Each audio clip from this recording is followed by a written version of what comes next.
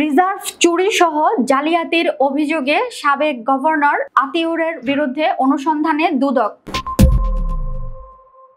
বাংলাদেশ ব্যাংকের সাবেক গভর্নর আতিউর রহমানের বিরুদ্ধে অনুসন্ধানে নেমেছে দুর্নীতি দমন কমিশন। ক্ষমতার অপব্যবহার, বিভিন্ন অনিয়ম ও ঋণ জালিয়াতির অভিযোগের অনুসন্ধান করছে দুদক। ক্ষমতাচ্যুত আওয়ামী লীগ সরকারের সময় 2 মেয়াদে 7 বছর গভর্নরের দায়িত্বে থাকা আতিউরের বিরুদ্ধে বিগত 15 বছরে ব্যাংক খাতকে ধ্বংস করার অভিযোগও খতিয়ে দেখবে সংস্থাটি।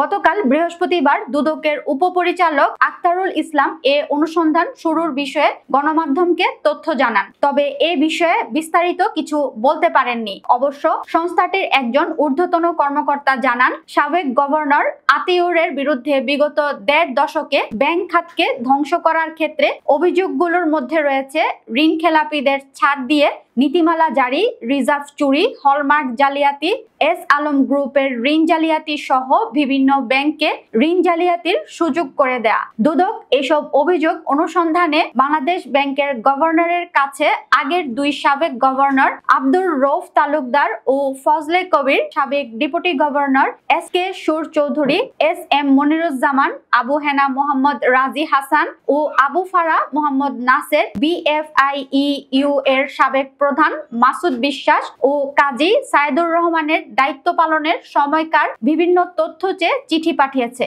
সাবেক গভর্নর আতিউরের বিরুদ্ধে গত 20 ফেব্রুয়ারি দুদক জনতা ব্যাংকে অ্যানন ট্যাক্সের ঋণ জালিয়াতি করে 297 কোটি টাকা আত্মসাতের অভিযোগে মামলা করে। এতে ওই সময় জনতা ব্যাংকের চেয়ারম্যান আবুল বারাকাতকেও আসামি করা হয়। 2009 সালে আওয়ামী লীগ সরকার গঠনের 5 মাসের মাথায় বাংলাদেশ ব্যাংকের 10ম গভর্নর হিসেবে 4 বছরের জন্য দায়িত্ব পান আতিউর রহমান। এরপর তাকে আরো 1 মেয়াদের জন্য গুরুত্বপূর্ণ এর দায়িত্ব দেওয়া হয়। 2016 সালের 2 অগাস্ট তার দ্বিতীয় মেয়াদ শেষ হওয়ার কথা ছিল, কিন্তু তার আগে কেন্দ্রীয় ব্যাংকের রিজার্ভ চুরির ঘটনায় সমালোচনার মুখে তাকে পদত্যাগ করতে হয়। উল্লেখ্য, 297 কোটি টাকা আত্মসাতের অভিযোগে বাংলাদেশ ব্যাংকের সাবেক গভর্নর আতিউর রহমান এবং অর্থনীতিবিদ আবুল বারাকাত সহ 23 জনের বিরুদ্ধে মামলা দায়ের করেছে দুর্নীতি দমন কমিশন।